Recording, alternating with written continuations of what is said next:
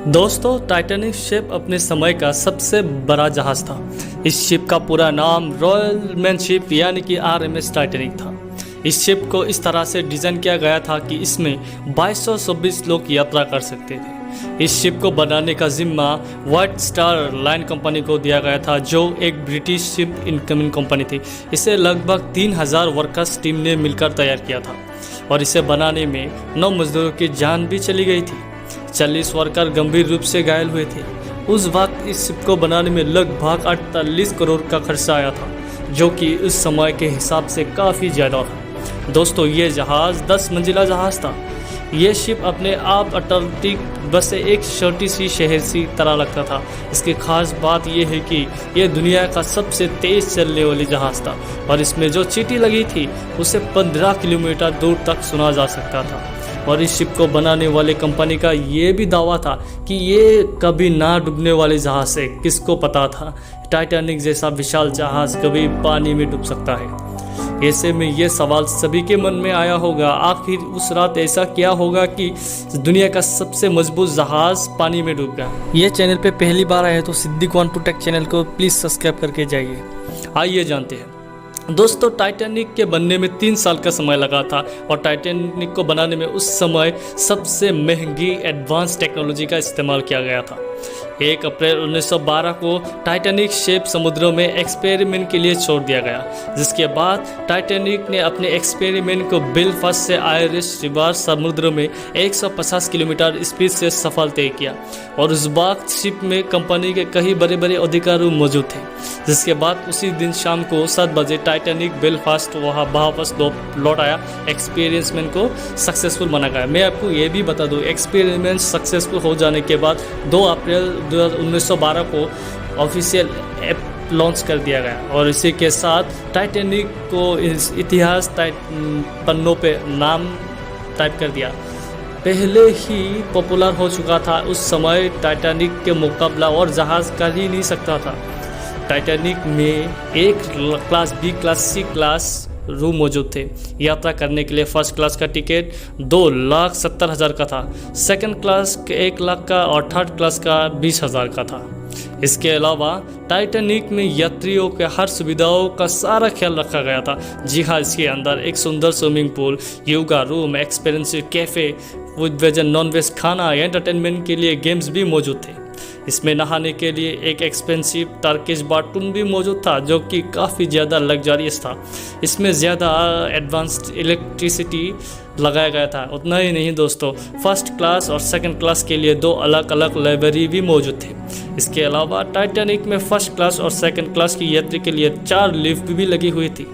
दोस्तों, टाइटैनिक अपने पहले यात्रा के लिए पूरी तरीक़ा से तैयार था। इसकी पहली यात्रा इंग्लैंड के साउथ एंट्रेंस से लेकर अमेरिका की न्यूयॉर्क सिटी तक तय किया थी और इसके कैप्टन एडवर्ड जॉन स्मिथ। वो दिन था जब 10 अप्रैल 1912 का समय था, रात के 12 बजे का, जब टाइटैनिक अपने 2200 यात्रियों को लेकर रवाना हुआ।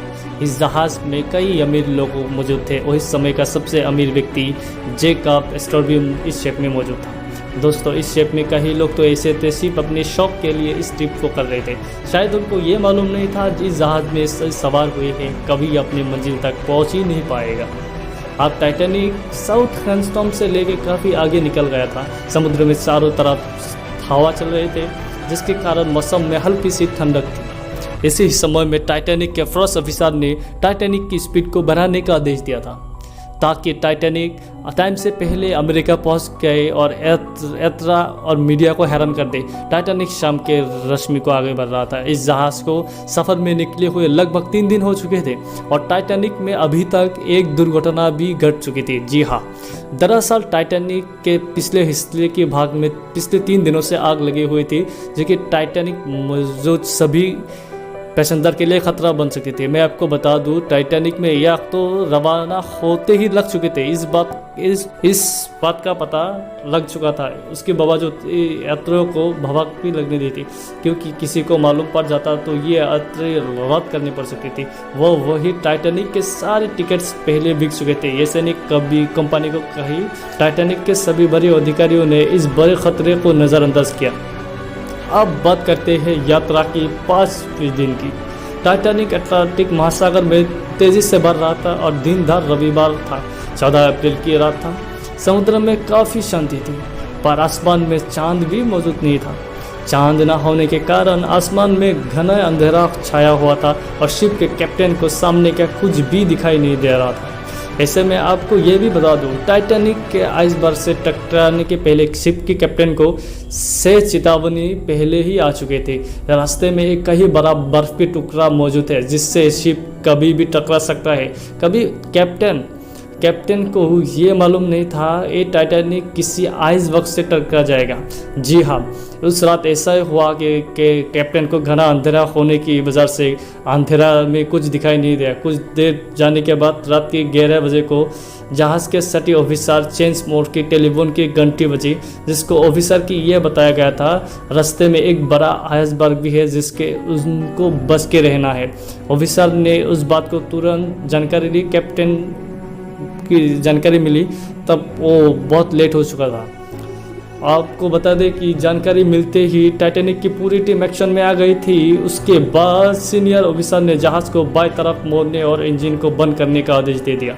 साथ ही जहाज़ के ऑपरेटर को जहाज़ को पीछे लेने का भी ऑर्डर दिया। जहाज़ रफ्तार इतनी तेज़ थी कि उसे पीछे की तरफ लेना और मोड़ना नामुमकिन था।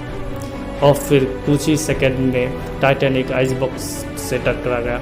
आपको बता दें कि टक्कर के दौरान शिप का वो हिस्सा आइसबर्ग से टकराया गया था। पहले से ही आग लग चुके थे और आग लगने की वजह से सारा मेटल कमज़ोर हो चुका था। इसका नतीजा ये निकला कि टाइटैनिक के नीचे का हिस्सा छेद होना शुरू हो गया और शिप के नीचे के कमरों में धीरे धीरे ऊपर के पानी भरना शुरू हो गया था। उस समय टाइटैनिक में मौजूद सभी यात्री लगभग सो रहे थे। इस दुर्घटना के बाद वीडियो अच्छी लगी तो सब्सक्राइब एंड लाइक शेयर जरूर करें।